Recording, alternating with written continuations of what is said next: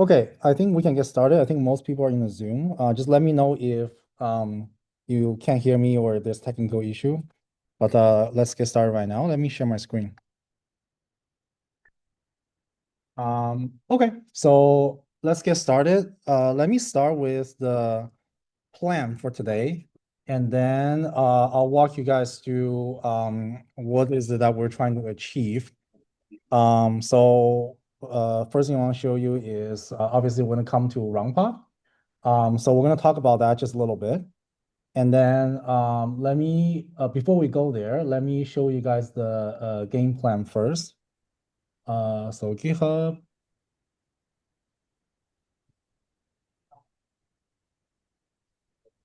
Hmm, okay, you guys can see the screen, right? Okay. I think I'm sharing my screen, but just let me know if I'm not sharing my screen. Okay. So let's go to the branch 2025 fall, and then we go to projects. Oh, sorry, not there. Projects, Capstone, deliverables. Okay, so the first half of the semester, when I say half, I mean I'm going by the normal terminology, because we don't have midterm, so the first half meaning like the first 1.5 months of the semester, we're talking about Gradio app, and then Gradio app, the purpose for that is to give you guys all the tools, so that you guys can put together like a web app if you need to, right? And it's native to Python, so you can like ask ChatGPT, you can put together app very quickly. So that's the benefit there. We also talk a little bit about fine-tuning your own model if you have like your own data. So from today and then to like I'm hoping the next perhaps 3 to 4 sessions, we will be focusing on like distributed training because that's like the next big thing right now, which is once you get a job or once you get some funding for your startup, someone's going to say, hey, I have my data. What can you do about it? And then you need to be able to say, okay, here's my strategy, and then here's how I'm going to train the model. So it's up to you to figure that out. And then I would probably even bet that in terms of the definition of data science, because the definition of data science is kind of like evolving as time moves forward, right?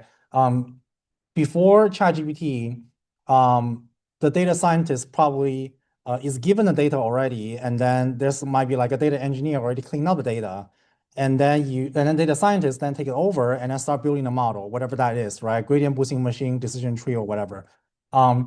But after ChatGPT and after large language model, people realized the potential of utilizing all these additional tools, right?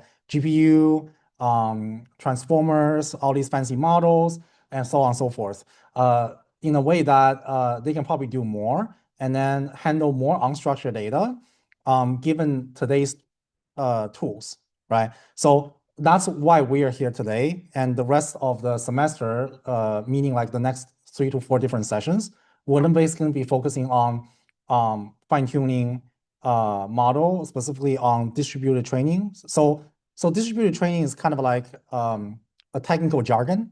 Basically, what that means is you parallel the compute, right? You parallel compute to multiple GPUs. So that's the high level of what I want to show you guys. Now, that being said, like in terms of final project, you can do whatever you want, right? I'm giving you the tool. Like I don't mean that everyone has to fine tune using 4 GPUs, right? This is completely just for your knowledge. And then most of these code are online. It's not like I magically made up these code, right? Like most of these code are online, and if it's not online, most of these code you can ask ChatGPT, right? So hopefully the next couple of sessions I can then show you guys on a high level like all the building blocks that's needed, so you have the language to do this on your own. And then when you do this on your own, it's not just going to be like from your brain, right? Like you have ChatGPT, you have large language model, you just need to know what to ask so that ChatGPT can give you the thing that you need, right? So I think that's why today's session, it's the first session that we're doing this. So I'm doing everything complete from scratch, line by line, every single line Python code. I'm gonna take a pause, and then hopefully I can explain everyone the purpose of that. And then it's gonna get a little messy because we're doing this live and we're gonna install a bunch of packages and we're gonna resolve dependencies, things like that. So it's gonna be a little messy. So what I'm asking for is like you kind of wanna skip that mess in your brain a little bit and just realize that's the boring part. You kind of have to install package. You kind of have to resolve the dependency issue to get to the fun part, right? So we're going to talk about that, and then that's going to be most of the session for today. We're going to see how far we're going to go, and then hopefully as far as we can. And then in terms of exactly what we're doing in when we're talking about like what do you mean by fine-tune your model, right? So we're going to start with something very simple, and everything is in this repo called DeepSpeed course. So this is a public repo. Everything's online, everything's free, right? All the code is here. And let me walk you through this pipeline a little bit, just so that everyone's on the same page. So the highlight is, and why we put things together in this order is you can kind of assume that from 1 to 7 or 8, this is in the order of the complexity of the model. So it kind of falls into that order. And then it's also in the order of how fast the training is, right? So the first model, basic neural network, it's not that complicated. We're talking about maybe a neural network model with 2 or 3 layers. Obviously, you need to know how to do that. If you don't know how to do that, then obviously 7 and 8 is going to be very messy for you. So I will just recommend for you to get started, the 0-1 is going to be the first thing that you do, and that's going to be what we talk about today in class. And we're going to do this line by line, so hopefully everyone is on the same page with what's going on. And then, as I mentioned before, when you look into the source code, it sounds messy, but what I would actually want to highlight here, it's actually not the Python code. It's actually this markdown file. So if you understand this markdown file, you can actually just tell large language model to do what you need to do, and then the LLM can then write a code for you, and then you can then execute it in a RoundPod with multiple GPUs. So I think we're going to talk about that today. That's where we're going to start. It's a very simple model. It's a very simple use case. Once I explain it, I'm pretty sure everyone's going to understand this. So that's going to be the starting point. So let's say you understood today, and let's say today is no problem for you. Then you can pretty much move ahead with this order. I don't expect everyone to do it, but if you're interested in, just send me an email, say you're interested in RoundPod, and I'll be able to add you. So that's the RoundPod I'm talking about. Basically, how it works is I will go to a team session. Where's the team session? Like here. Basically, I'll go here and I'll just add your email here. So what I need from you, if you are interested, is send me an email and then tell me what email address you want to use, right? It doesn't have to be like pace.edu. Like I use pace.edu just because I have like a relationship with people from RoundPod, and I basically say, hey, I'm doing this for the class. Can you give for me for free so I don't have to pay for it, right? But for you guys, doesn't have to be pace.edu. You can actually do your personal Gmail if you want to, no problem there. Whatever email you prefer, it's no problem. So that's one thing. And then the only thing I want to mention is I actually don't know how long you guys have the email after you graduate, because the account is linked to your email. So if you have some sort of code that you save up here, and then let's say you graduate and you lost your email, you could lose the account, right? So that's like the only thing you have to worry about. But we're just talking about Python script, we're just talking about Python scripts like this. So if you once you finish running your code, just save it, right? So then you don't have to worry about it. That's the only caveat I want to mention upfront. Because last time I do this, people like lose their code and then they're like freaking out about it, especially before final. And then if there's like a Python script losing, people are gonna freak out about it. So I just want you guys to know that upfront. Make sense? Okay. Great. So as I said, if you're interested, send me email. I'll end the email here, and then it should be plenty of money for like even if everyone send me email, it should be plenty of money for everyone to at least play around with it for like probably 2 to 3 hours, 3 to 4 hours. There isn't really an exact maximum limit in terms of hours. It kind of depending on the GPU configuration, right? And the configuration all come from different prices. Oops, sorry, not that one. Pause. So configuration all come different prices. It just depending on like how many GPU you select here and what the price is. So we're gonna talk about that in a minute. And I think that's pretty much all of the setup that we're gonna do. And then last thing I will say before we physically kick off the class will be like what's interesting down here. So the obviously as this continue, every different team from different company is gonna release their own model, right? Something like that. OpenAI obviously has their own. Google, Facebook, or Meta, Microsoft, they all have their own model, right? Salesforce, they all have their own model. And all these models do pretty much their own thing, right? And then anyone can release different packages online. Like Transformer is open source, right? Everyone can say, okay, I'm gonna take the repo and I'm gonna customize the Transformer package so that I can like whatever, like add a layer somewhere here or change the ranking somewhere here in the attention layer. They can do whatever they want, right? So the only thing I want you to be aware is when you're going through these packages, make sure you have the package version saved somewhere that at least you know where it is. Because without that package version, you're not going to be able to replicate this, right? Just because I save the code here doesn't mean that you can just take the Python code and then immediately run in RoundPod and then magically it will work. It doesn't really translate that way because you need to really make sure that the setup is correct, right? And when I say setup, I'm talking about all of the packages that need to be installed, right? So those are a couple of things I want to say in the beginning. And then, yeah, the instructions are here, and I leave instructions for all of the folders. So that's that. Now let me say a few things about what are these directions pointing to. So these are actually different directions. Let's see, so after 0, 1, 2, 3, I would say you are at a pretty good milestone of pretty much standing up your own instance and be able to fine tune any model that you want. If you successfully go through 0, 1, 2, 3. From 0, 5, this is actually to use the transformer reinforcement learning. So this will take you to the world of reinforcement learning, which means you need instructions, and then you need to customize the reward function in the fine-tuning pipeline. And reward function is completely dependent on whatever you want, like quite literally, like depending on complete what your data set look like.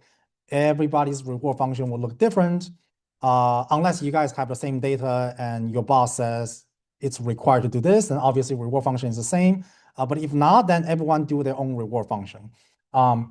So once you get to TRL, it opens up a whole pipeline of, even the loss function looks different. Then if, what that means is if I train a model and it's 90% accuracy and you train a model is 90% accuracy, it's almost guaranteed that they're not the same thing. So that's what that means. Same with GRPO. GRPO is particular type of reinforcement learning training strategy. And for the scope of this class, we don't have to dive into the math of GRPO, but you just need to know that it's one type of reinforcement learning training strategy. 07 with the GPT OSS, this is the open source software from OpenAI, and this is their latest LLM that they released on Hugging Face. And I think right now it's pretty much either this or Quen in the industry if people want to fine tune it. But if you know how to fine tune this, you know how to fine tune Quen. It's pretty much the same thing. Okay. this is an interesting thing. So TRL multi-agency. So first of all, TRL, that implies this folder is reinforcement learning. So it's instructed fine-tuning. And then multi-agency is actually a very interesting thing. I want to highlight this. And probably in a few weeks, we can, see what the, like, how do we do this? So let me skip to let me see if there's a output.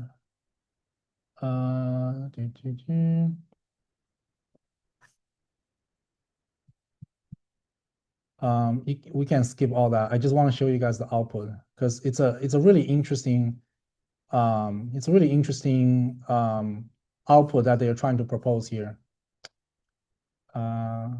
Which of course I can't find it. Hang on one sec. Where is the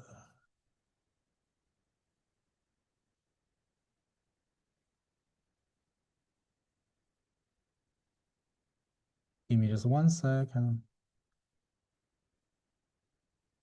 Did I not have it? That's awkward. Let me see. There is a TRL tool training. Is it this one or hang on 1 sec. TRL tool training. Learning tools.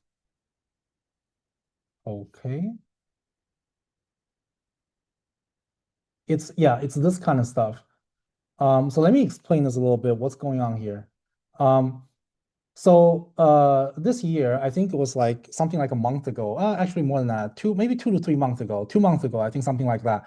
So basically, someone released a package on TRL. So that's the package we're looking for, stands for Transformer Reinforcement Learning. Basically, what's saying is you can do 2 things. You can engineer your data in a way that the training data has the name of a tool inside. So that's number 1. And number 2 is you can use instruction fine-tuning to learn the name of these tools.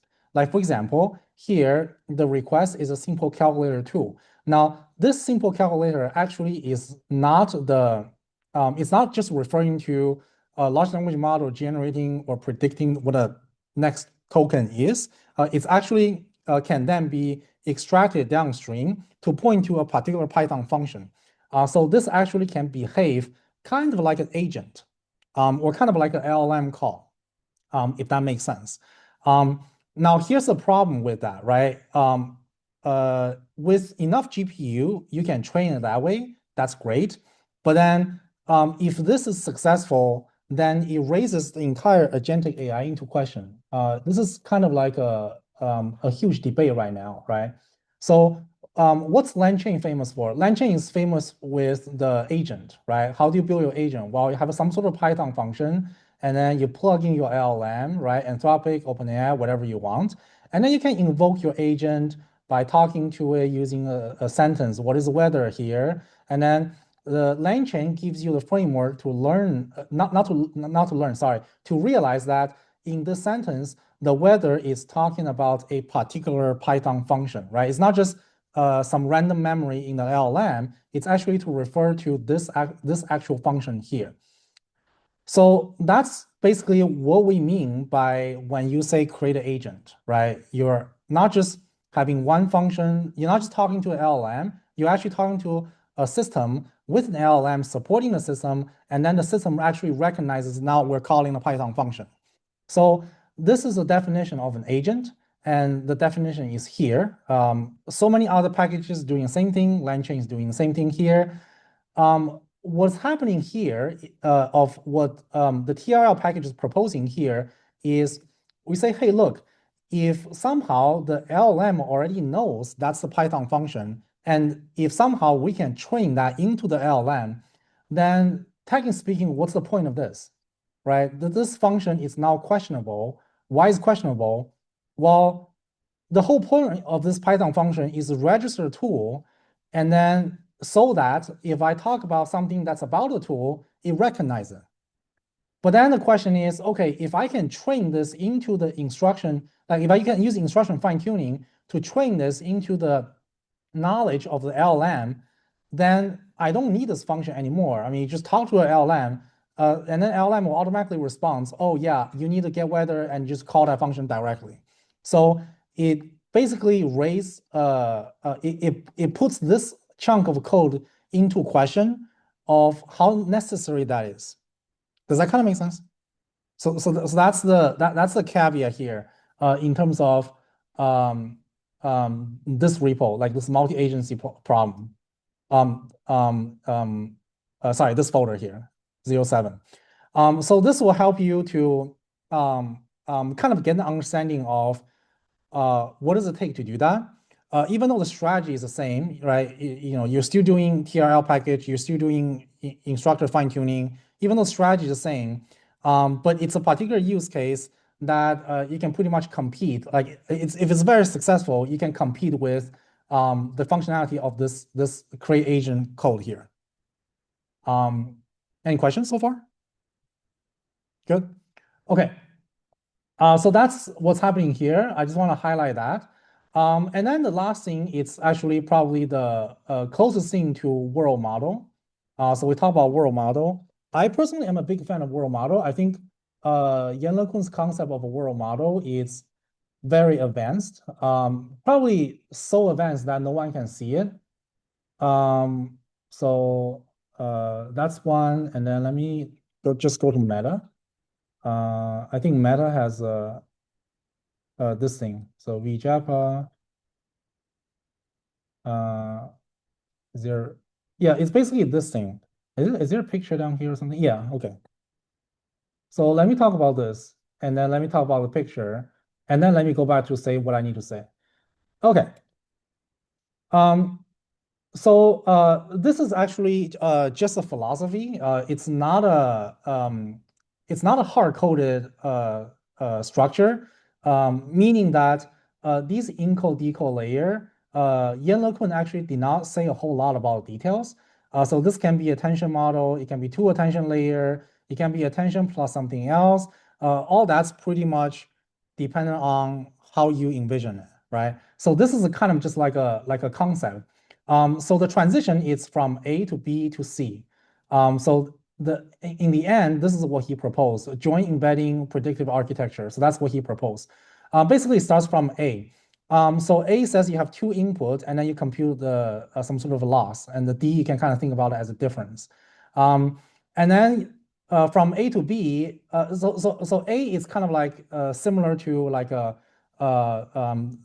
paper attention is all you need. It's similar to that paper. When you go from A to B, the difference is here. The Z is actually a latent layer that's kind of like learned on-prem. And this learn feature then goes into decoder to enhance the training. I personally have not seen a whole lot of industry use case where the performance of that it's like super accurate. But there a bunch of literature actually have empirical evidence showcase that if you add this latent layer, actually you can increase the prediction, the prediction accuracy, and you actually get a lower loss. So that's something that's very interesting. And then it really has to depend on use case. But a lot of paper actually already show that's possible. So I certainly believe in some use cases that's possible. Although me personally, I'm in finance, I have not seen that practice in real world, like in my industry yet. But I think it's definitely possible to pull something off like that. It's also this kind of design. It's also kind of remind you of like GAN a little bit, right? Generalized adversarial network, where you can like have like a student-teacher model kind of architecture, where the student is pretty much learning from noise. And then the teacher is then like student can learn from noise and generate a picture. And then the teacher model is saying, okay, this picture looks like a person or not. And then you just keep training both models simultaneously.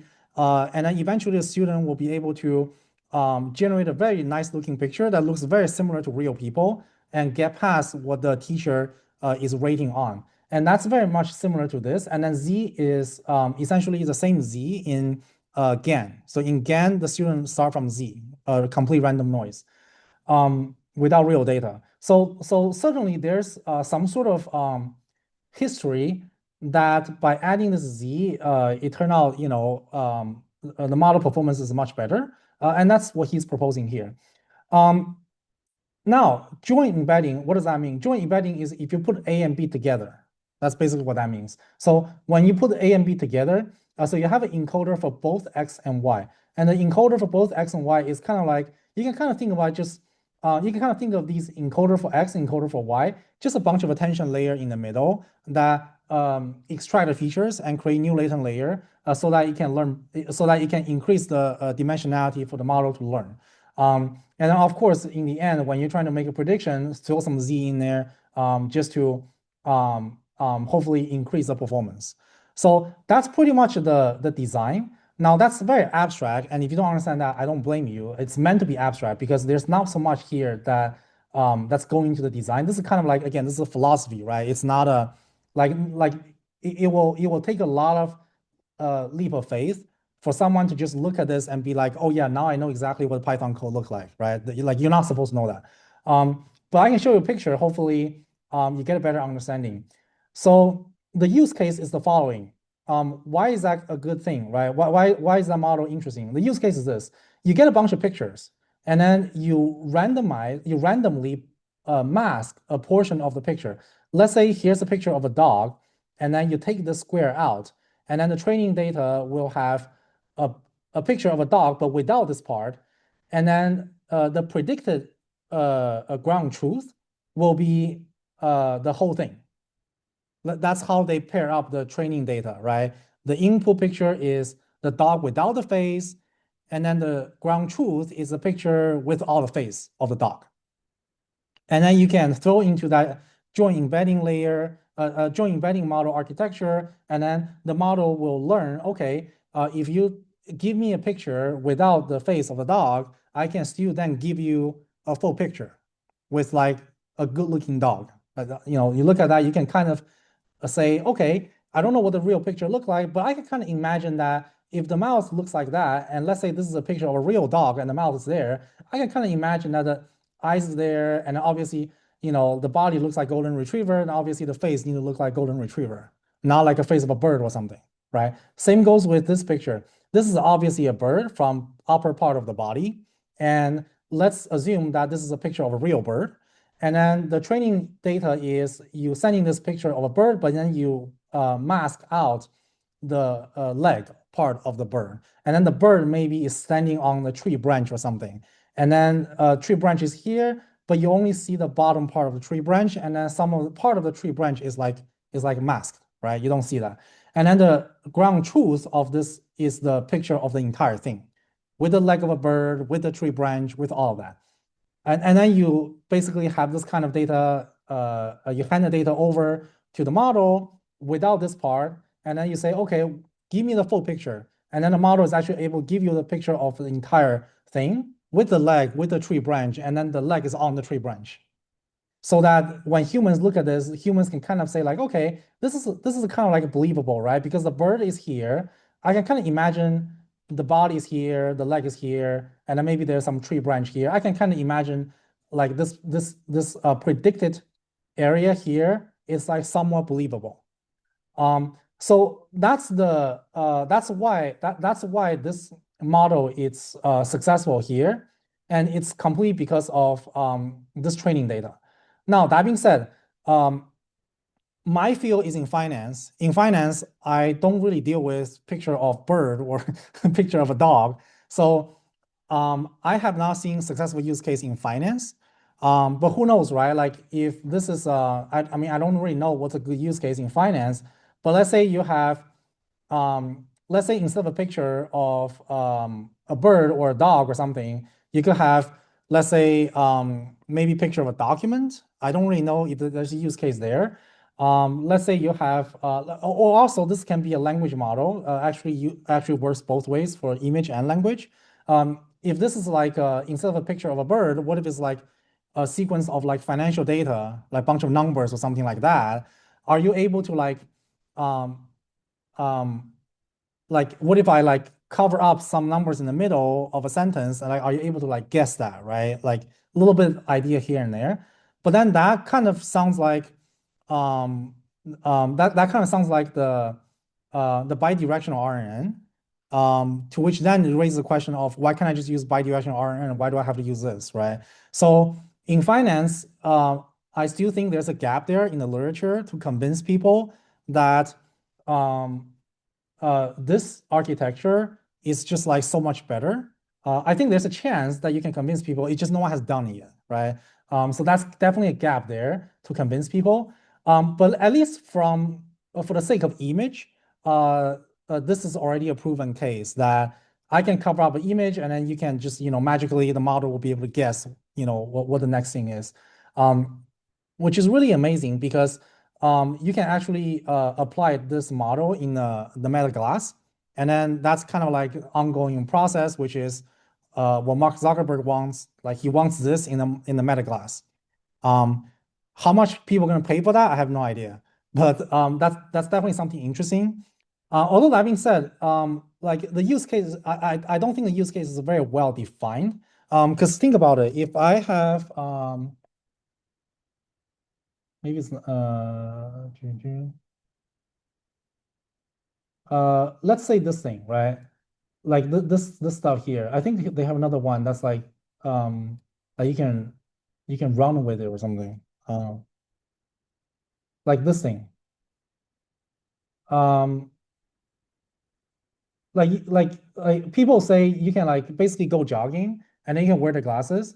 To which then in my head I'm like, okay, what if you where's that paper? Okay, so if I'm just running on the outside and I wear these glasses, um, I'm already seeing a bunch of things, right? Like I don't need a glass to tell me there's a car here.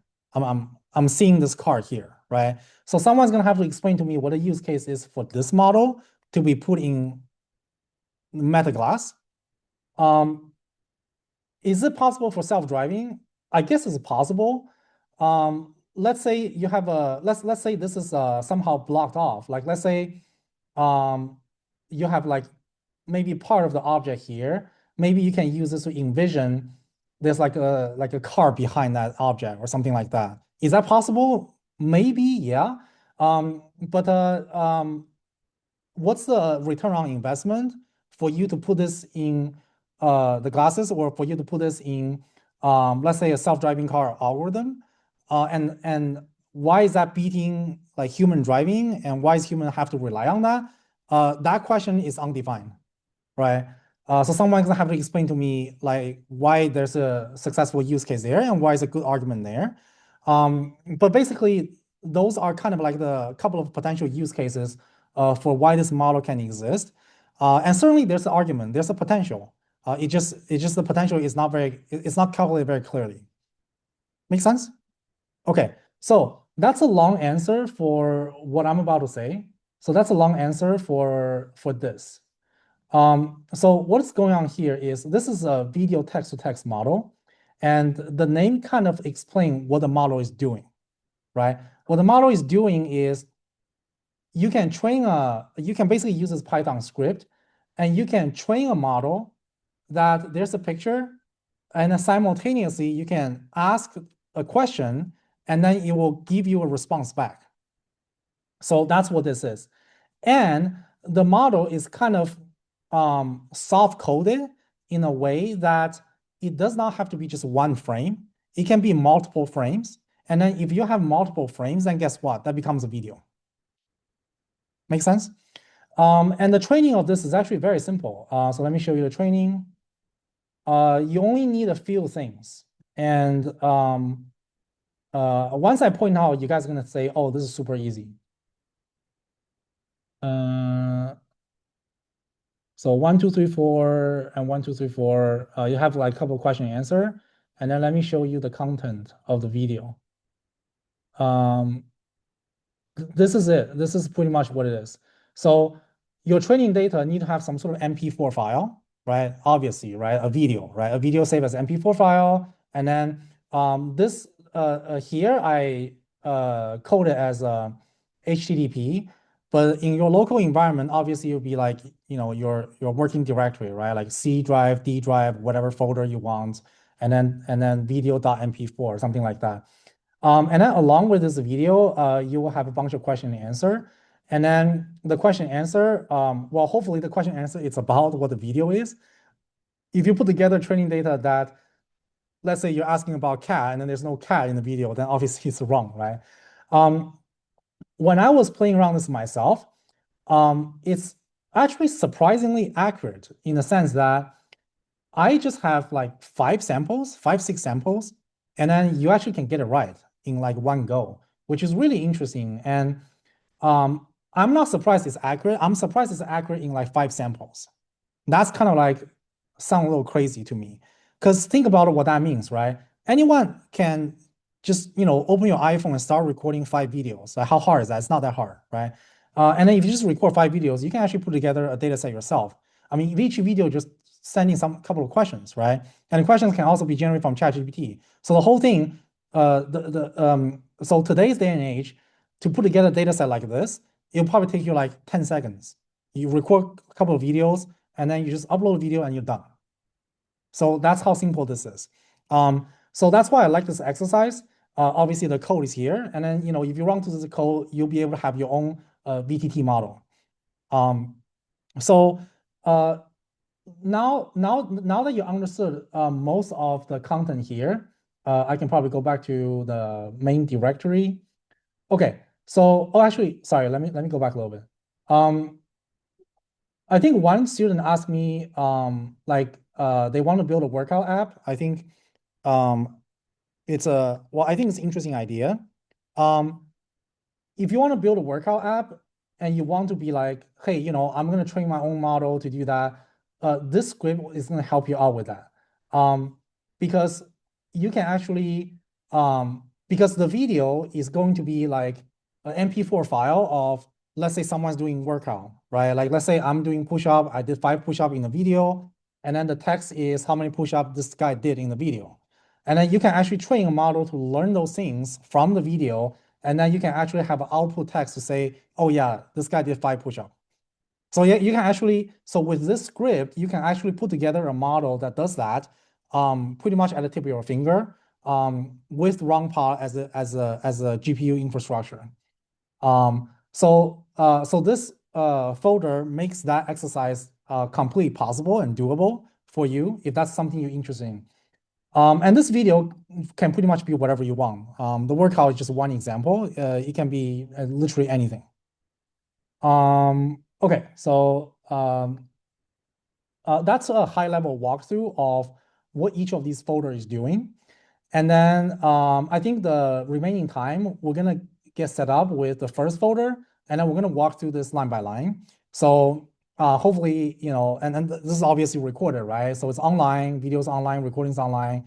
So hopefully, the first video kind of like sets up the base ground that everyone knows how to turn this instance on, how to install the packages, and how to do everything in a clean manner, and how to like train a model very quickly and then kind of like analyze the results. Okay, any questions? Good. Okay, great. And then I think with that being said, let me get started with this setup. So now we're at a place of talking about what are you gonna do here, because this is a lot of stuff that you can choose, right?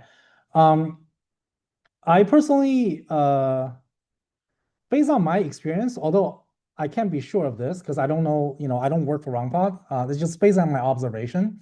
Based on my observation, the featured GPUs are either really, really, really expensive or really, really, really, really cheap. That's really old. I find that a little odd because, like it's either too good or it's either not too good. Like for example, this is kind of like an old generation. That's why it's like 89 cents per hour. And this one is obviously very expensive, and it's like $5. And then if you have like let's say you have like 2 GPUs, then every hour it charge you $10. I would probably say that's too expensive, right? Because imagine you have this for like a month, then that's like way too expensive. Like I can do the math for you right now, like 569. So 569. Every day has 24 hours. There are 30 days per like that's how much money that you have to pay to have that GPU, and that's just, like one GPU, right? 569. And then if you have like 4 GPU, that's not gonna work. And no one's gonna pay $16,000 to have that. That's way too expensive. So when I say expensive, that's what I mean by that. Now, that being said, if you say, hey, I have an exercise that I know for sure I will finish in an hour, then fine. Then feel free to try it. Okay, so that's the difference for feature GPUs. There's a section called latest gen. Latest gen is just, whatever that model is, the latest generation of that model, right? It doesn't guarantee it's the best model. Does that make sense? So it's just the latest generation of that model, but that model could be an old model. So that's the latest gen here. Previous gen is just even like, complete cost saving. Like you are here to save money. Like, like you have a job that you know for sure that you need 10 hours, right? If that's the case, then you come here just because it's cheaper. So that's how I would go about it. And then hopefully, it's helpful for you when you make your choice.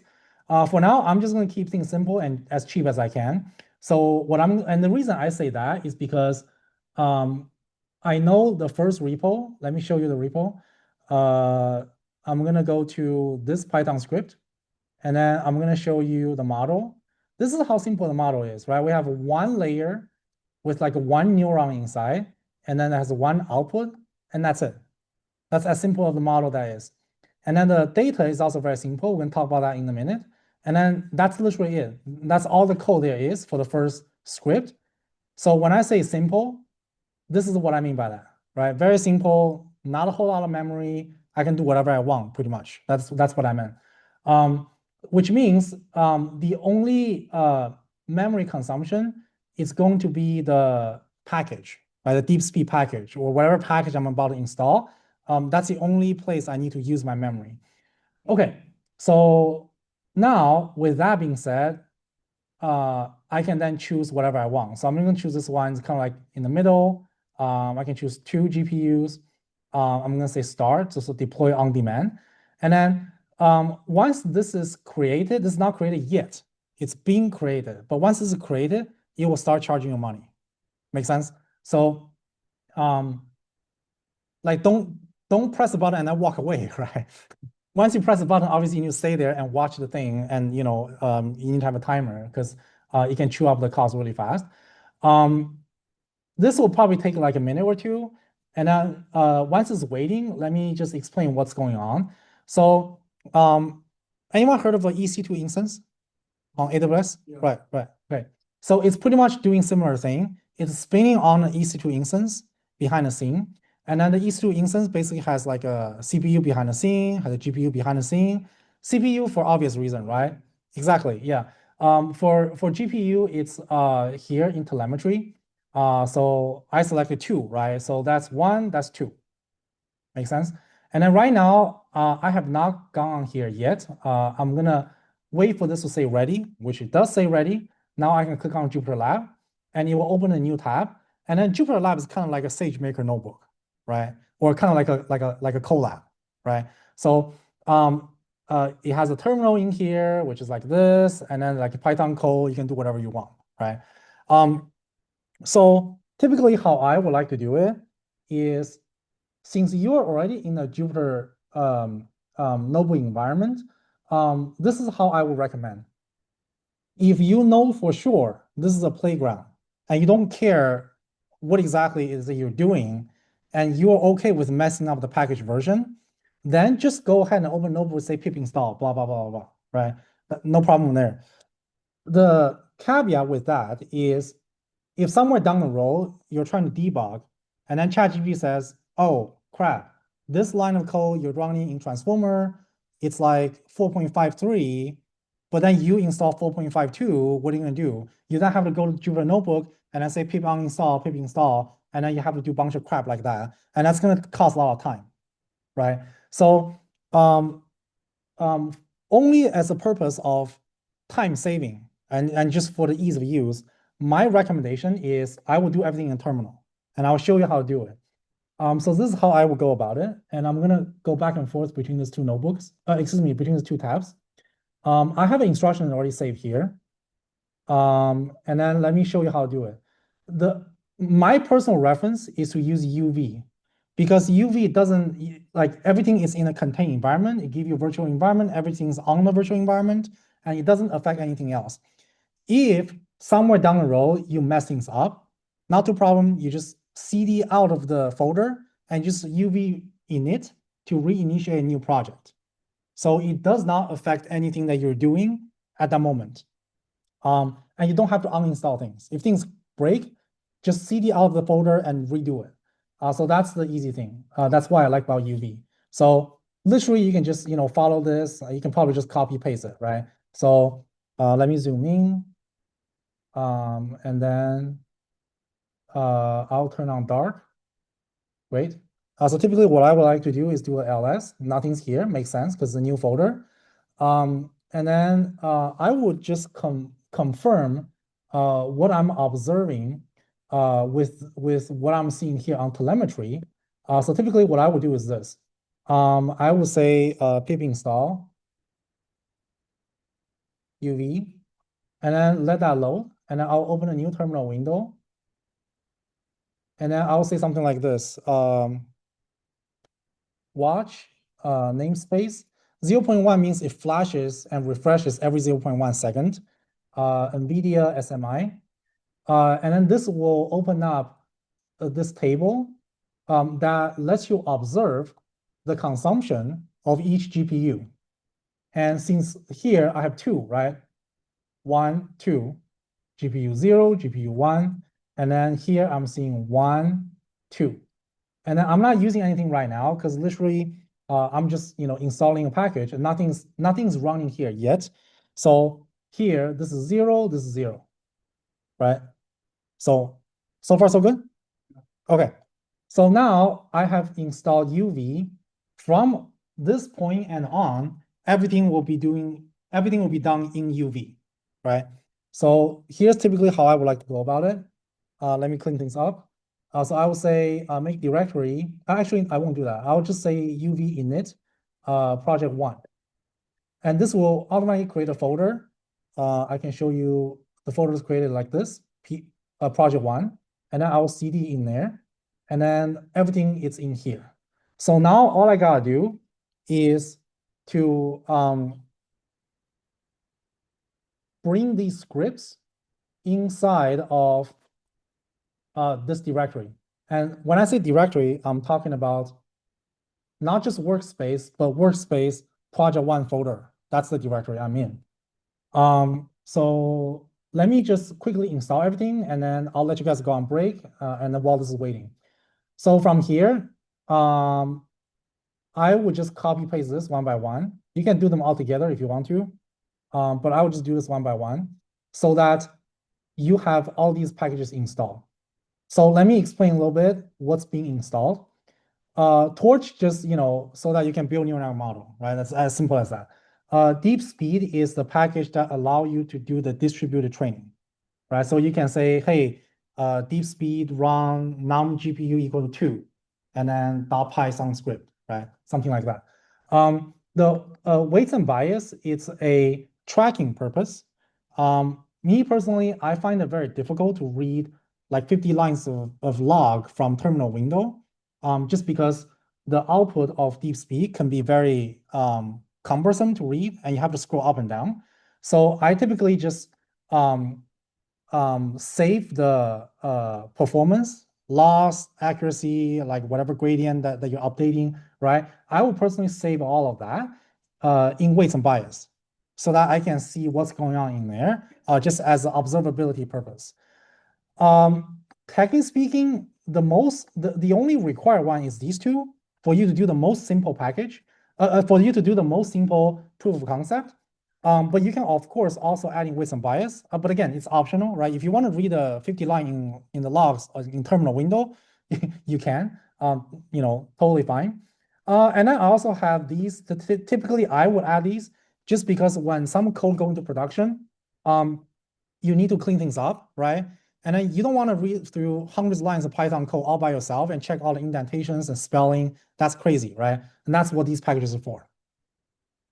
So isort. Isort it's to sort all the imports in the beginning of the Python script, and black is a package that basically clean up all of the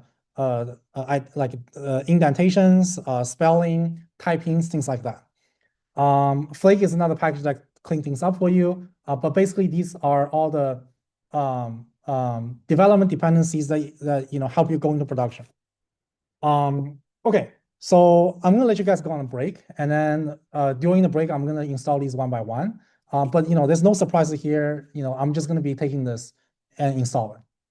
So yeah, let's go on 15-minute break, and then we're gonna come back at 7:30.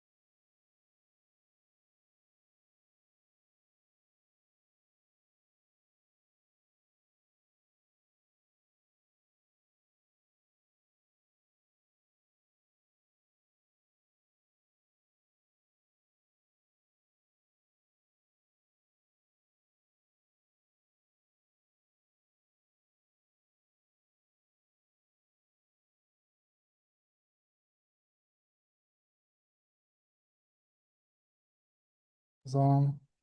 All right, Zoom is on, and then make sure I'm sharing screen and recording. Okay. So I just test out with him. So how it works is I have to create a code, and then I've sent the code to you guys via email, and then you can add it in, right? And then you can see the credit. So same goes with everyone here, everyone on Zoom, the rest of the class. If you're interested, just send me email so I know what email to send you the code, and then you just put the code in there. Okay. So during the break, what I done is I basically, let me clean this off. Basically what I done is UV add, UV add, UV add. That's literally what I did. And the direction, the instruction is essentially here. So I'm not doing anything fancier than just copy paste, right? Copy this into the terminal and just install it. So that's where we are. So now you have the package, right? The next thing you need is the Python script and the JSON config file. So you need two things. Let me show you the config file first. So this is a JSON config file. There's a copy button here. Literally just can copy and then you can just define it and create a file. And then let me briefly walk you through what's important here. So this file is the configuration file for DeepSpeed to recognize what exactly is that you're doing. The reason DeepSpeed needs to know this is because when DeepSpeed package is allocating the weights in between multiple GPUs, it needs to know the number of a bunch of things so that it knows what to allocate to. And the numbers are everything that you see here, right? The batch size, the micro batch per GPU or whatever, optimizer, right? Learning rate, so on and so forth. The reason this is different from your conventional parallel training, so that's why earlier I said I want to be a little bit careful of using the word parallel training. It's technically speaking a little bit different. Distributed training and parallel training are a little bit different. Parallel training is let's say I have a decision tree and I want to build a random forest. I'm building like 100 trees, right? So technically speaking, I can just use 100 CPU. Each CPU will generate one tree, and then I can then bring all the trees results together, right? Technically speaking, that is called parallel training because you did use multiple CPUs. But that is a different concept here. The reason it's a different concept here is when you're doing multiple CPUs, you don't touch the gradient at all. That has nothing to do with gradients. The CPU is used to generate something features in this case because you're creating trees, right? And then you bring the results back. That's it. There's no learning. The learning is referring to the gradient update.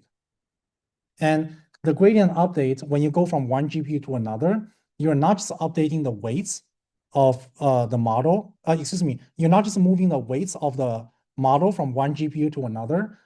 You're moving the weights, the gradients, like the whole 9 yards. Everything that goes into the training need to be moved from one GPU to another so that the next GPU can train. And then the first GPU can then allocate more data in there, right? So that's how the distributed training means.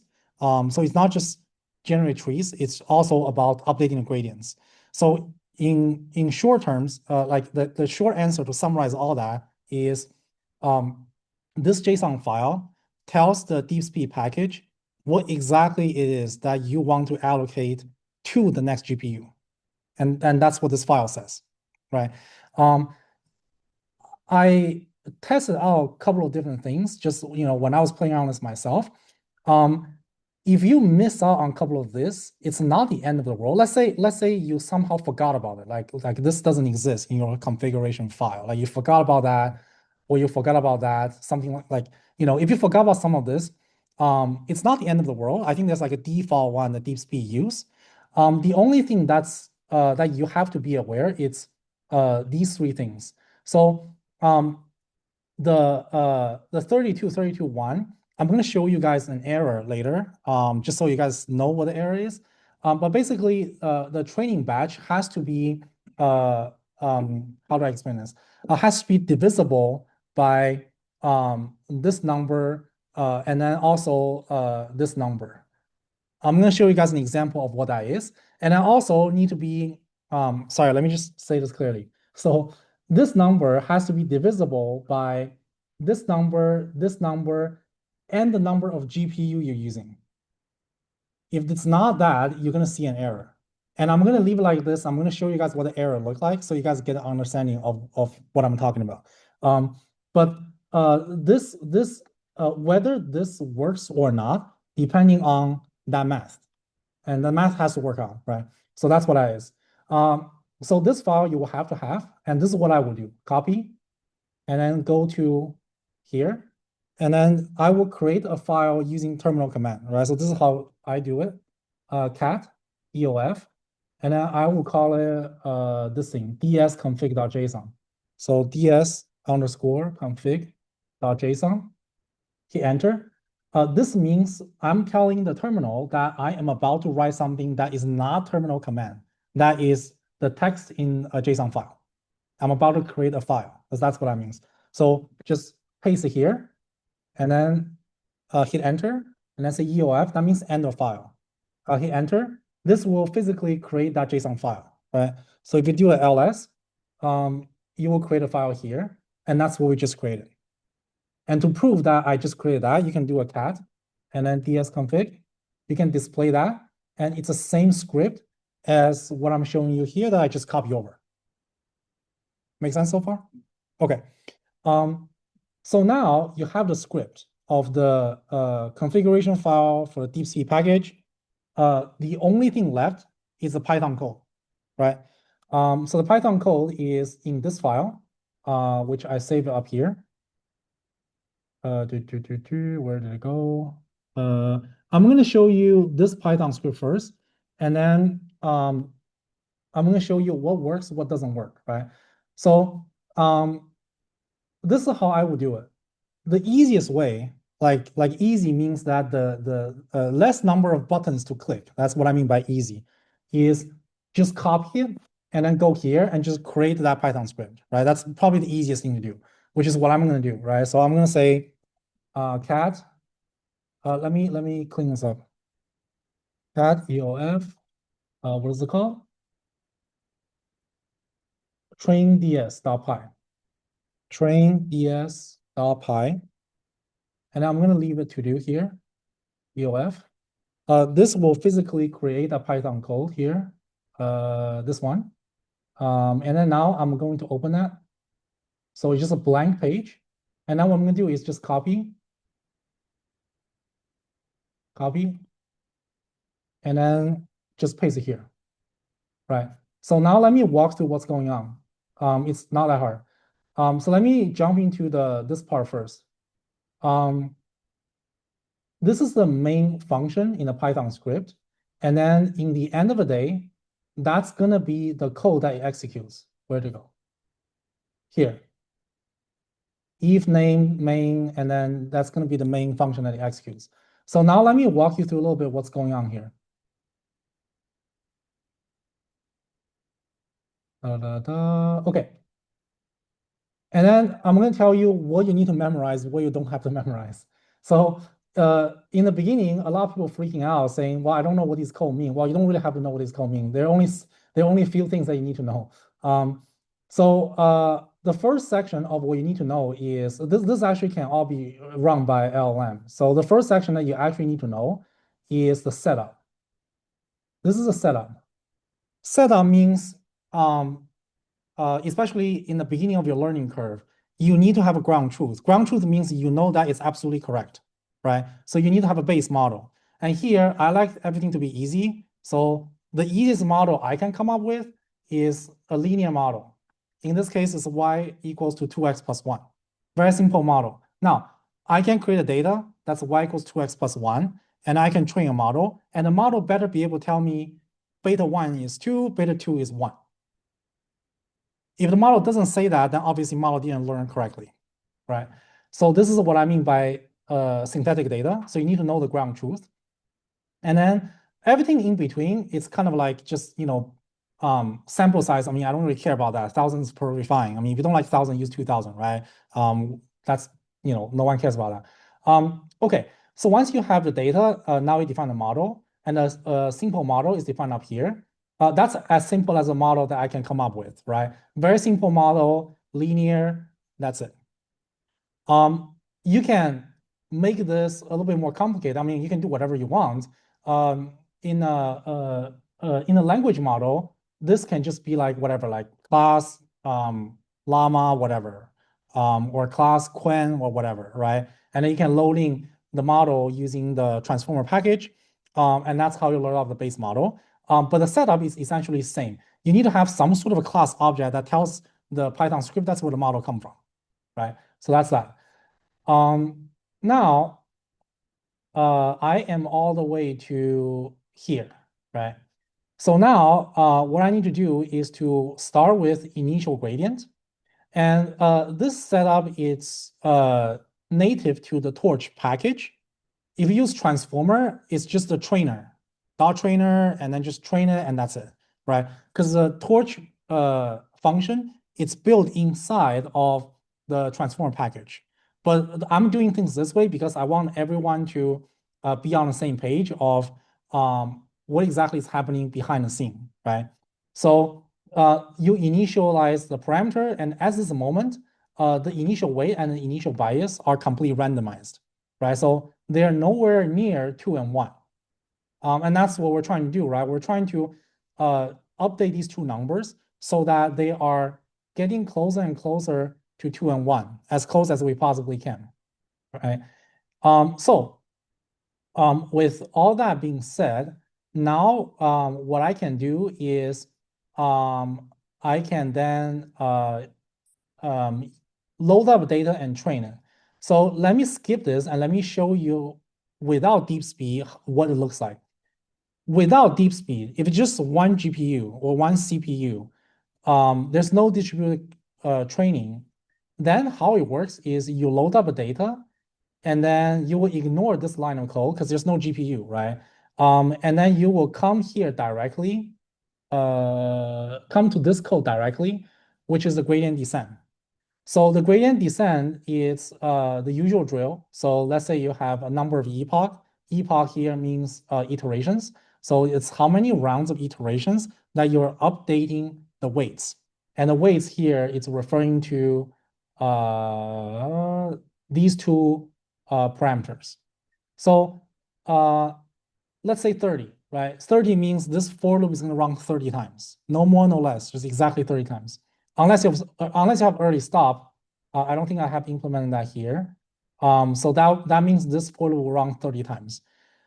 During those 30 times, I will be sending in the batch data, and the batch data are coming from data loader, right? This is the structure, not for all of the packages, it's the structure for Torch, right? If you're using TensorFlow, I think they have a different setup. That might be like a little bit easier on a high level. But if you're using Torch, it's more native to the gradient descent algorithm from like a mathematical perspective, right? So you have your X, you have your Y, and then the model give you output, and then the output along with the ground truth, which is Y, will compute the loss, and then you use the loss to do the backward propagation, and then you calculate the loss of per epoch, and then you increment the number of batches by 1. And that's one step of gradient descent. And here, the for loop just means this batch can have like certain number of sample size in here, like whatever, like 32 or something, or 64 or something. So that's what this for loop is doing. But you can kind of consider that as one step.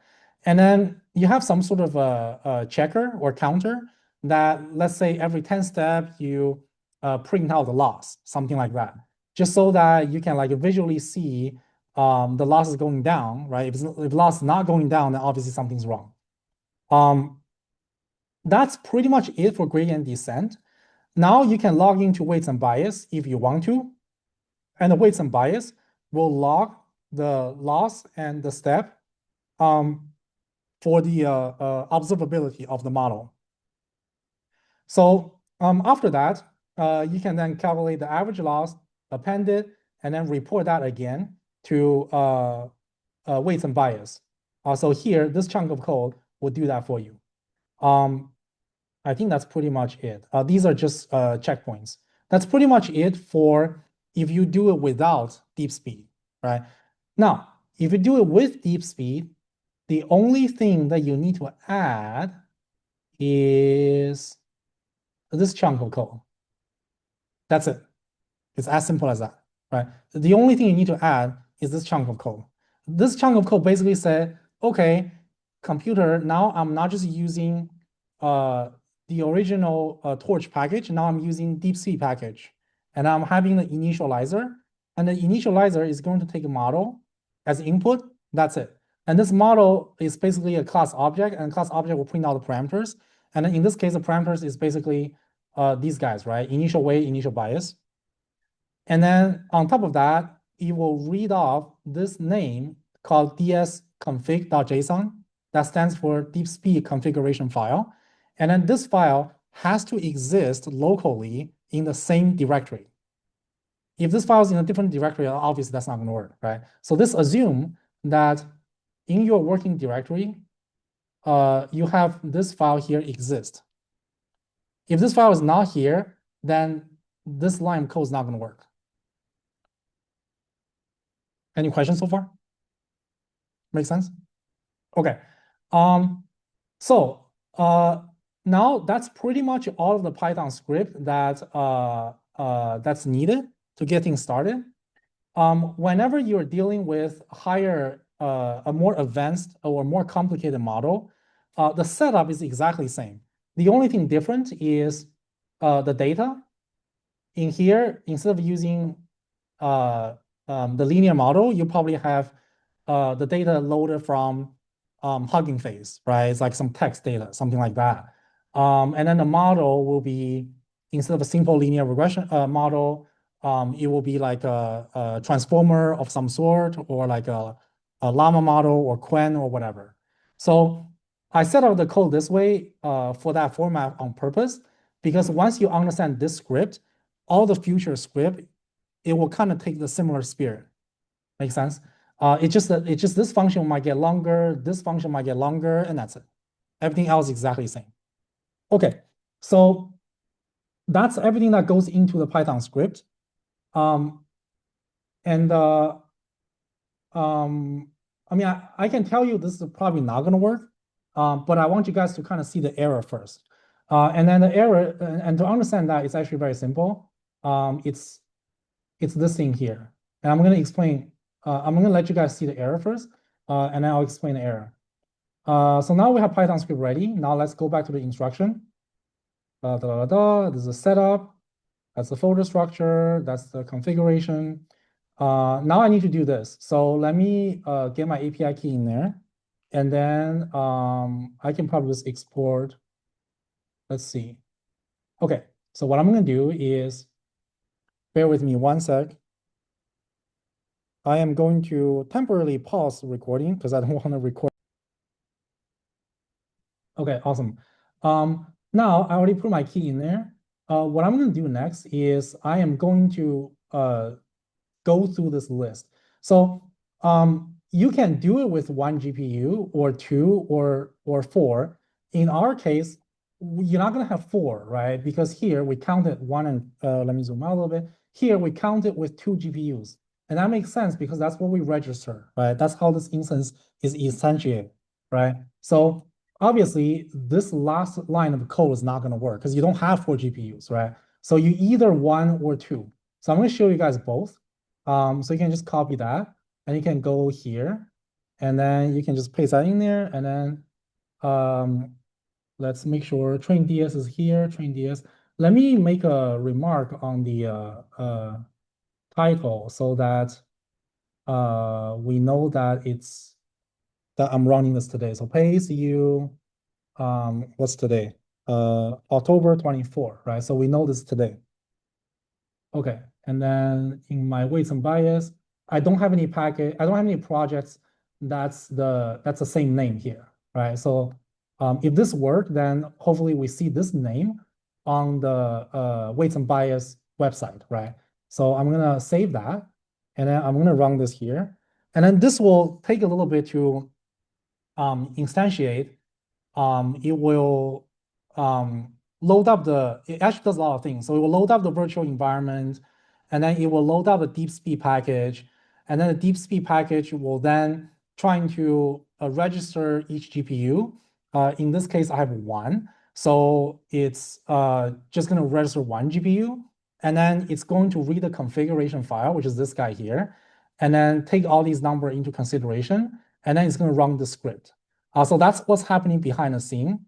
And then since here I'm using one GPU, so technically speaking, there's not so much of a parallel training at all. It's because everything is loaded on one GPU, and I want you guys to see what it looks like. And then I'm going to load up two GPUs and show you guys what it looks like. And then hopefully we can understand what's happening here. And then from there, it's just a matter of updating the Python code so that hopefully the loss becomes smaller and smaller. Okay, so this will wait a little bit. It could get a little messy. And then that's why I personally like weights and bias because like I don't want to have to read all of this, right? Technically speaking, these are not error. This is just printing statement from like registering all GPUs and what's happening behind the scene. So yeah. Yeah, so we'll let this run and then we'll see what the output looks like. If my math is correct, it should be able to start training. Okay, so let's see. Start training linear regression model, blah, blah, blah. Synthetically look like that. 2x plus 1, great. Training sample, 1,000, great. The ground truth is 2 and 1, makes perfect sense.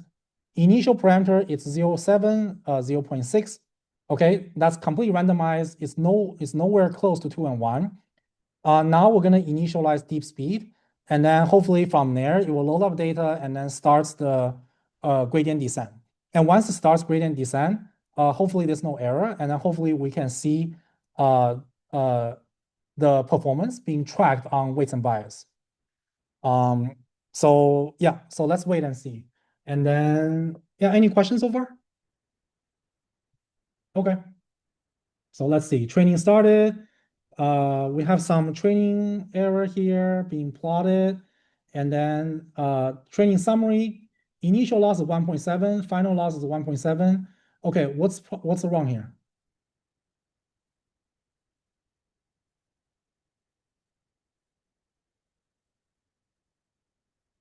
Well, why is the initial loss and final loss the same? So it's not learning, right?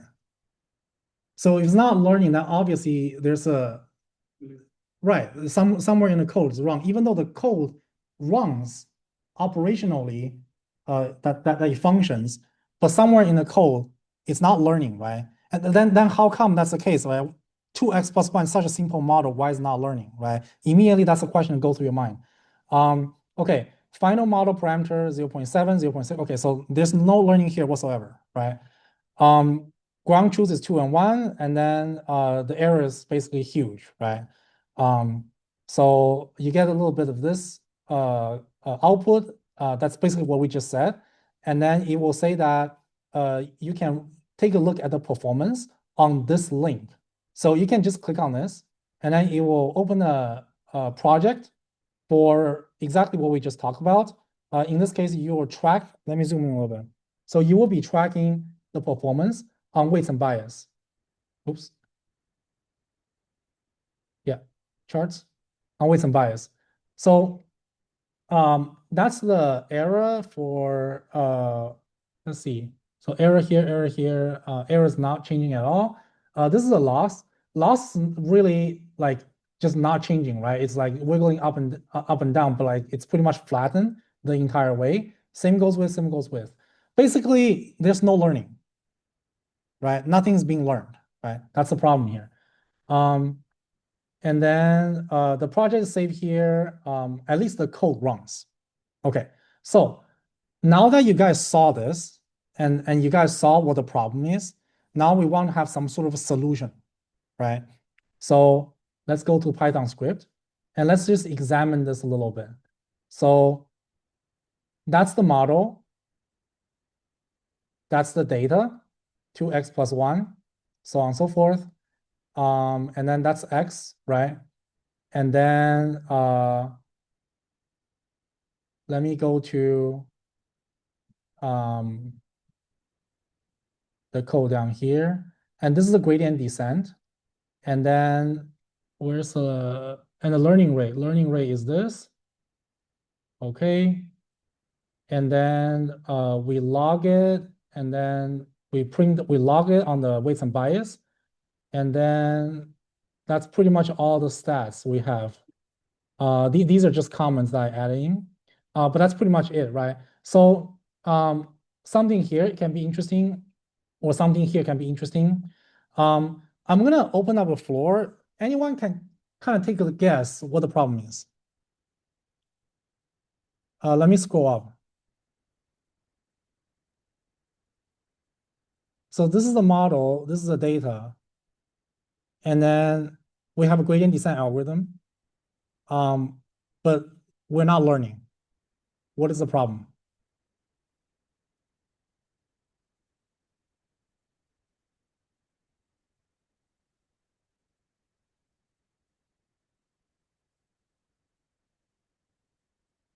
Anyone?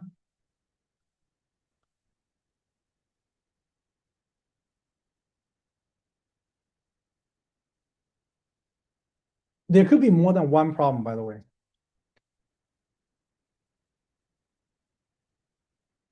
I thought it's a batch size that you're getting. What do you mean by batch size?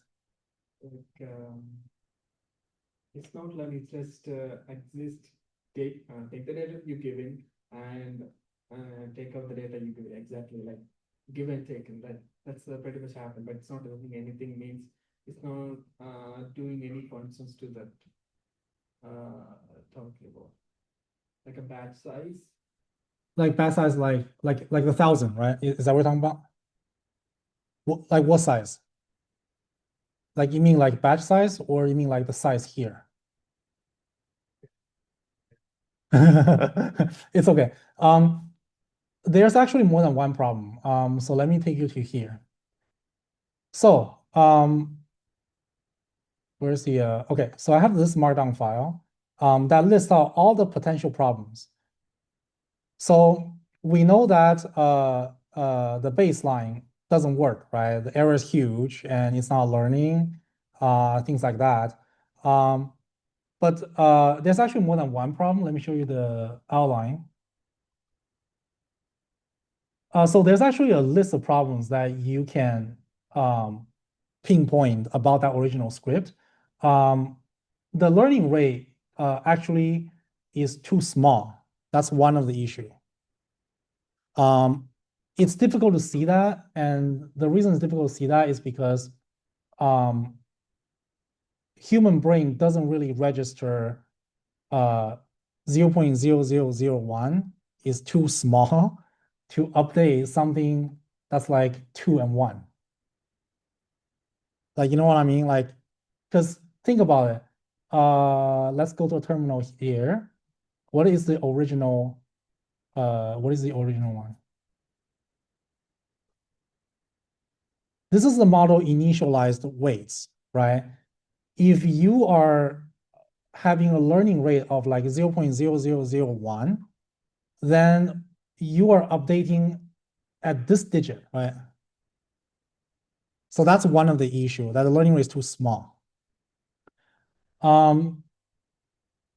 There's another, so let's go down this. Training duration. This I actually have, I'm not completely sure that's the big problem here. Because this is such a simple model, with 30 epoch, you should be able to get it. But one of the method here, one of the strategy here is obviously increase epoch, right? That makes sense. We're gonna see how different that can be. But for time being, you can kind of just, keep that at the back of your head. That's one potential strategy. It's like how big of a performance improvement that you need to run experiment to see that, right? So that's another one. Extend learning rate warm-up. This is how many epoch it takes for the learning rate to be changed, right? So that's another thing that you can talk about. But the method 3, you are actually not gonna know that unless you train it and then you saw the losses going flat. And then you're like, okay, like the warm-up is too slow. Like we gotta warm up faster. That's what that means. But you're not gonna know that like in the beginning. Like you train it once and then you saw it flattens, then that's how you know it. But that is one strategy that you can do, right? And next one, learning rate decay. So this is how fast the learning rate is reducing. I personally don't know how this can be affected because the data is such a simple data. Someone's gonna have to isolate this method to tell me how accurate it can improve. But for now, this remains to be just one strategy, right? Method 5, this is kind of like BS. It's BS in this particular use case. Why? Data shuffling sounds like it makes sense, but this is already a simulated data, right? This is already a simulated data. It's already randomized. There's no point in randomizing this again because this is coming from a torch random, right? So there's no point reshuffling this 1,000 samples. It's just not going to do anything, right? So I'm showing you this because how I did it was I tried to take this error. I basically said, okay, this is not learning. ChatGPT, tell me, give me a list of like strategies. Show me what to do, right? ChatGPT is going to say, okay, here's 10 strategy, reducing learning rate, reducing blah, blah, blah, blah, blah, increasing sample size, shuffle your data, right? ChatGPT is going to say a bunch of things, right? But then guess what? It's up to you to test out what you should try and what you should not try. In the dream case, and if you have unlimited amount of money, you try all of them. But we don't have unlimited amount of money, right? Our money is capped by certain amount of dollars that you have or your boss have or your company has, right? No one has unlimited amount of money unless you're like Mark Zuckerberg or something. but you know, for the normal people out there, for you and me, you're gonna have a limited amount of money. You're not gonna try like 500 different strategies, right? You're gonna try like maybe 2 or 3. So what I'm trying to explain to you guys is you need to have a sharp eye of telling what strategy to try, what strategy not to try, so you don't waste your time and money. Make sense? So again, if you go to ChatGPT, ChatGPT is gonna give you like 50 of these different things, right? Patience. In this case, patience is probably not gonna be a huge impact, again, because it's a simulated data, right? Simulated data meaning that whatever noise in the data set, it's relatively consistent. You're not gonna, like, unless it's a real data and you're not certain if the noise is large or small in a certain batch, this will probably help you out. Because because you want to, because what if you have a batch that the model is still learning, but then you like stop too early, or the other way around, right? Or what if you have a batch that technically speaking you're already done, but then the batch size, the stop training is too large and the model keeps on learning, right? That's going to be the scenario when you want to pay attention to early stopping. In here, in this case, we are simulating this data using torch random. So the noise, it's relatively consistent. Make sense? So I will personally probably say method 6 is kind of like BS. Like it doesn't play into a lot of impact to increasing the performance. But it is a strategy and it is a valid strategy in real data. Make sense? More sensitive improvement detection. Let's read this. I'm actually not sure what this is. Recognizing smaller loss improvements during late stage training when parameters are close to optimal value, preventing early stop. Yeah, in the simulated data, this is not gonna play too much impact. Unless it's real data, this will probably play into impact. Gradient clipping, this data set, it's too simple. The gradient clipping, it's a way of capping the gradient so that you can prevent like exploding gradients or things like that. In this particular data set, this is too big of a change in the strategy for it to matter. This will be a strategy and actually will be a good strategy if you're doing reinforcement learning. Again, you won't know that unless you try it, right? Like no one's gonna magically know before they try it. They're gonna be like, oh yeah, you should definitely do gradient clipping when you're using reinforcement learning. No one knows that. Like someone done the work of using a reinforcement learning and train the data, and then they're like, oh, wait a sec, if I cap the gradient somehow, and the training is like much better. And then it becomes a known strategy, right? But in the very beginning, you're not going to know that unless you try it. So that's the A1. Atom parameter, okay. So there are different gradient descent algorithm. Atom is one of the more advanced gradient descent algorithm.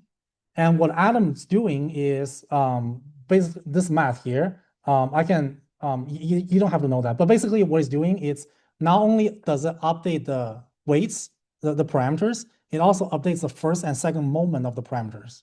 That's what it's doing. So so intuitively, how do I explain this? So intuitively, it's not just doing a gradient descent algorithm and make sure the loss is smaller.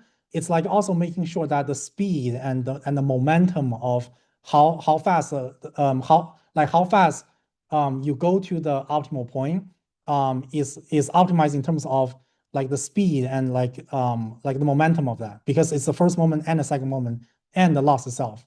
So basically, it's optimizing more things.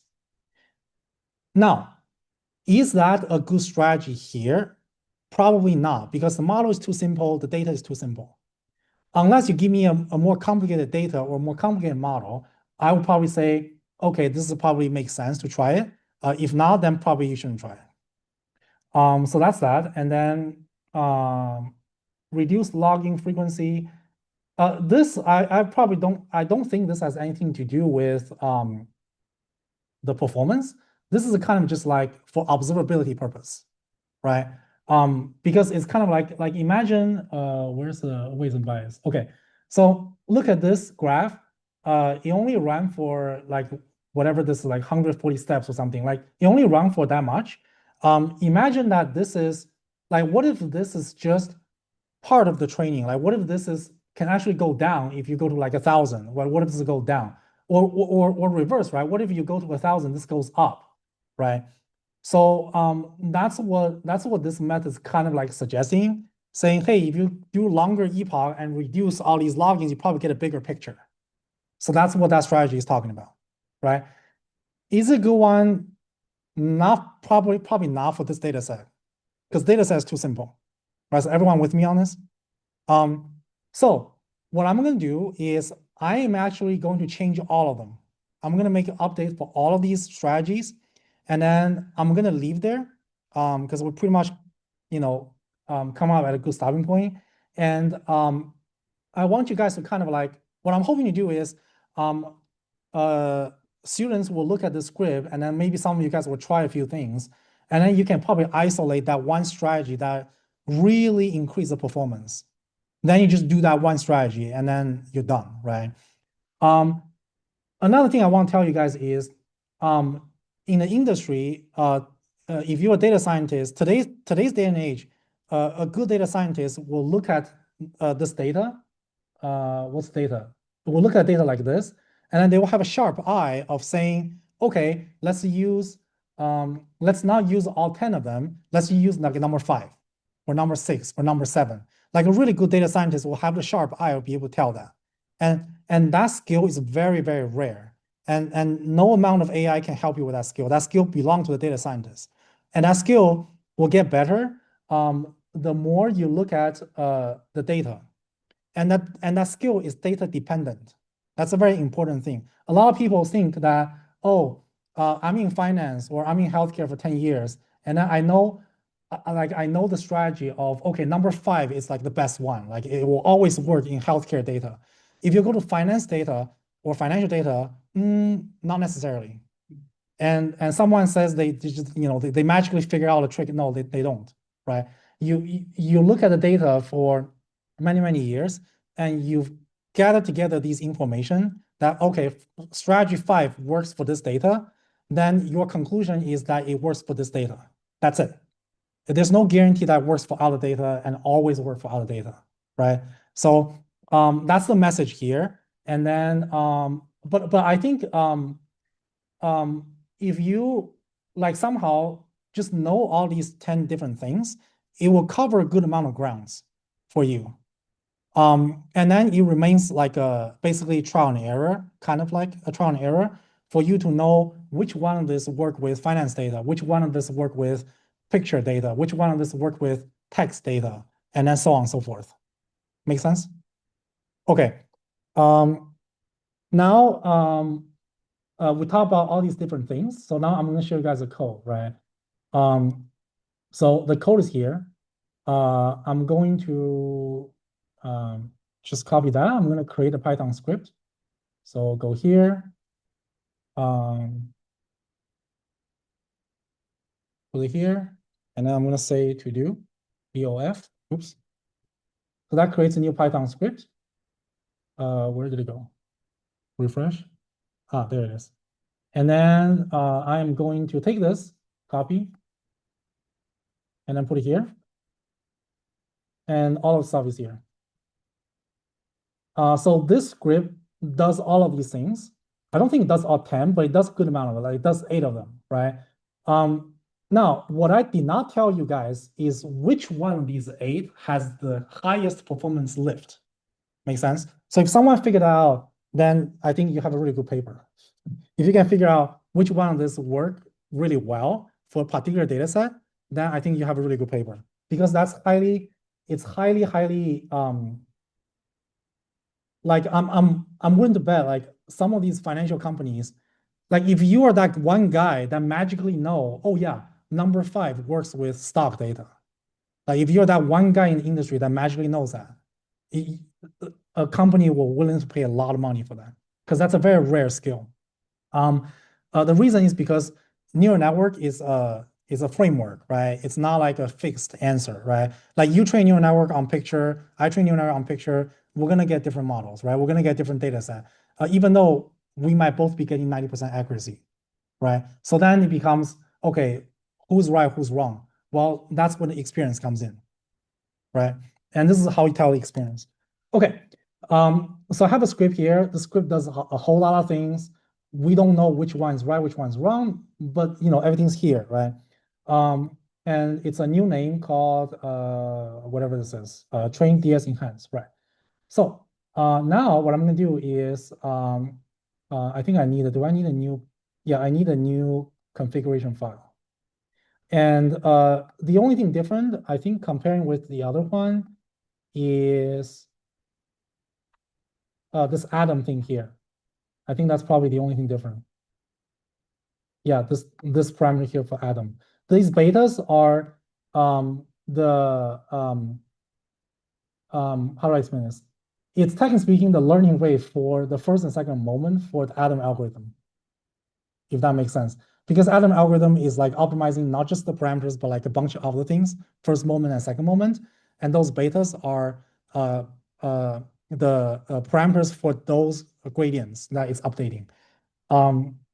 Okay, so now what I'm gonna do is create a new configuration file. So I go here, go to my terminal, and I say, okay, this is short enough. I can probably just copy it and put it here, copy, EOF. Okay, this is gonna give us an error. Now I'm gonna train it with 2 GPUs. And it's gonna give an error, and I want you guys to see what the error is. Okay, so oops. So what I'm gonna do is I'm gonna copy this. But you want to be careful. It's not this Python script, right? It's the other Python script. So train DS underscore enhanced. Okay. Oh, actually, I'm sorry. Let me cancel that. I forgot something. I need to change the name, otherwise we don't know what exactly are we tracking.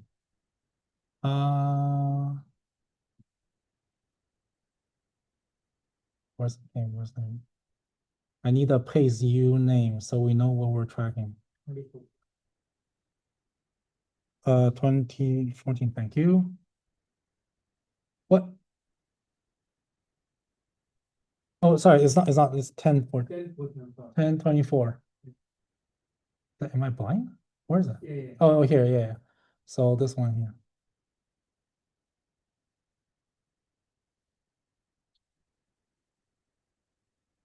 There we go. And then here, I'm going to give another name.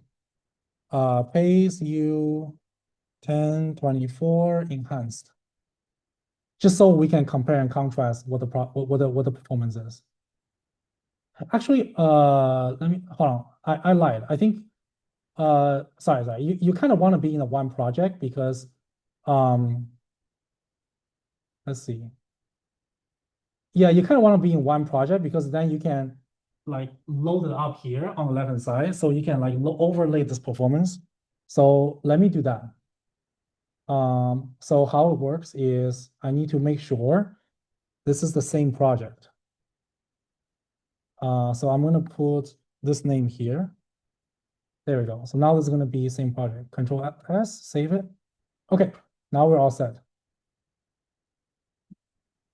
UV round DeepSpeed, number of GPUs 2, training enhance. Okay, so this will kick off the distributed training using 2 GPUs, and there's gonna be an error.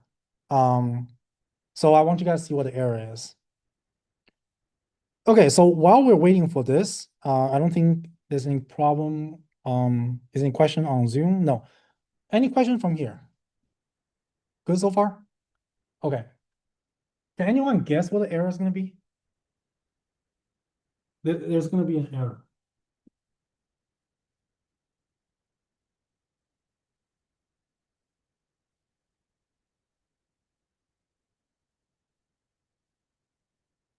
This line of code means it's looking for 2 devices, just FYI. So here, 0 and 1. So it's looking for the device of like these guys here. There you go.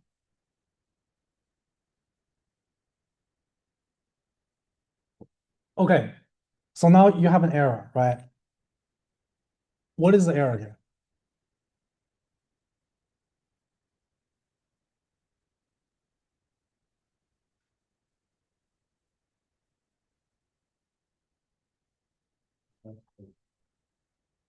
Yeah, batch size. So it's this one, right? So let's read this a little bit carefully. Oh, sorry, I meant to select here. Okay, so assertion error. Assertion error just means one of the numbers that you enter is incorrect, or somehow create another error. That's what that means. Okay, now it says check batch related parameters. Train batch size is not equal to micro batch per GPU times gradient accuracy step times world size.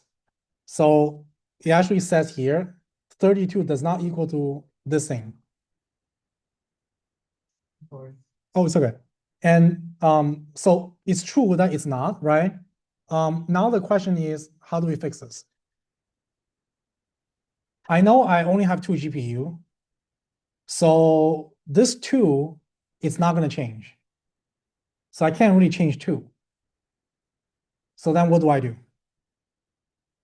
Is it compulsory that we have to keep it exact batch size, or like we can reduce it, or this has to be an equal sign, and then this has to be 2. So then what do you do here? You either change this or you change this, right? Does that kind of make sense? because that is not equal to. Exactly. Yeah. So that's right.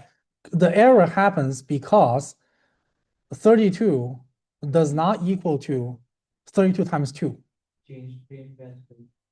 Exactly. So the solution is, where's the script?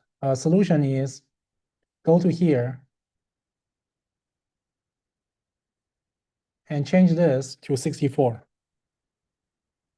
Make sense? So obviously we want to save that file. And then let's go back here, clean everything up. Oops. Clean everything up. And then let's say I'm gonna hit UV run again.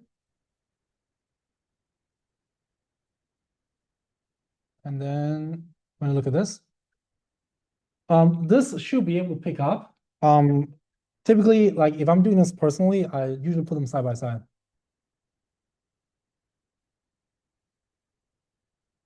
So so you'll see these two numbers picking up while this is training. And usually they will pick up together, and you want them to pick up together, meaning that you are using GPU in parallel properly, right? If this one that's high, if this is 100%, this is 0%, then obviously you're not you're not training it properly. So let's see if that's the case. So blah blah blah, set up the parameters, blah blah blah, register GPU, register device. So it's just doing all of that right now, and it's also doing in the virtual environment. It's not touching anything in the main environment, right?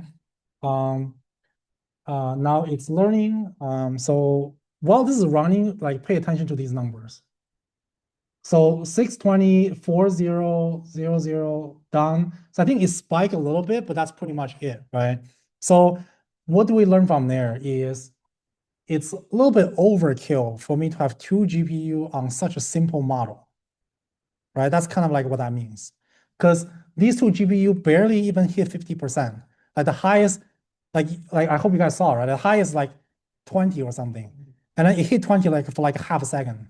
It didn't even hit 20 for like a long time, right? Okay, so at least you know this is kind of like overkill, right? You shouldn't use two GPU for that simple of a model, right? But you know, it's for demonstration purpose, so I want you guys to see that. Okay, so now you finish training.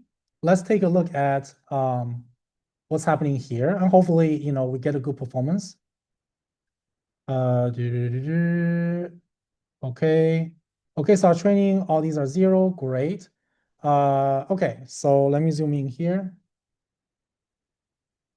Training summary, initial loss is 11. Now the final loss is 0. Great, I like 0 loss, right? That means you have a 100% error reduction. That makes sense. 42, I think that's probably due to early stopping. We can fact check that later. Learned weight is 1.9. And then the learned bias is 1. So it's very close to 2 and 1, right? So the model has successfully learned the weights, and it's very close to the real weights, right? The real weights is 2 and 1. So I'm happy with this. It's a small error, and I think this model has learned everything you need to learn, right? That's what that means. Bias, that's what I just said. And then this is just a print statement to tell me that it's done a great job.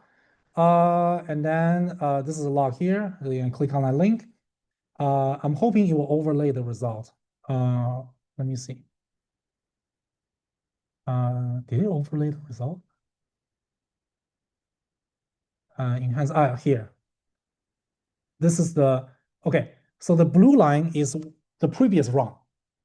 The previous run did not learn anything, right? And then if you kind of like squint at this a little bit, you can like ignore all these noise up and down. It will just be like a straight line, right? So if you ignore these zigzag, it will just be a straight line. It just basically means the model is not learning anything, right? So the blue line is the previous one. The purple one, or why is it green? Maybe there's two. Oh, I think that might be due to two GPUs. I actually did not know it was going to do that. I thought it was going to print out one, but whatever, it doesn't matter. You have the other two color one here. It starts from like 10 or 11 or 12 or something, right? And it zigzag, and eventually go down here to almost close to 0, right? These are like 2.85 to like power of negative, like minus 10, right? 0.0000000, like 10 times, 10 zeros, right? That's basically that means the error is like 0. That's what that means, right? So ideally, you want to see your error go all the way down here, and then you can then say, okay, you should probably stop it somewhere here because your model has nothing to learn, right? But ideally, you want to see the loss go down, and then that's how you know the model is learning well. Make sense? Okay. Any questions so far regarding this? Okay, and then you have a small visualization here. That's another reason I like weights and bias, because of this kind of formality. You will kind of like print it out. And then this kind of tell you that the loss is going down already, right? So So technically speaking, I don't need to go to this page to be able to tell that like this model is doing well, right? I think that's pretty much it. Yeah, that's pretty much it. And finish training, and then you're all set. Make sense? Any questions? Okay, great. Okay, everything is in this folder, right? Both Python script, both configuration file, and then the improvement strategies there, and then the main README files here, and then you have like the setup instructions, pretty much just copy paste, and you can reproduce everything that we talked about today. Make sense? Great. Okay, so same goes here, same goes with everyone on Zoom. If you want access to RoundPod, just send me email, and I'll give you the code. Sure. Make sense? Yeah. Questions? Good. All right. So yeah, hopefully this is fun, and then I'm excited to see if you guys are interested in training your own model, please have at it, and then yeah, best of luck. And then yeah, from here, pretty much class is finished, and I will see you guys all next Friday. Yeah.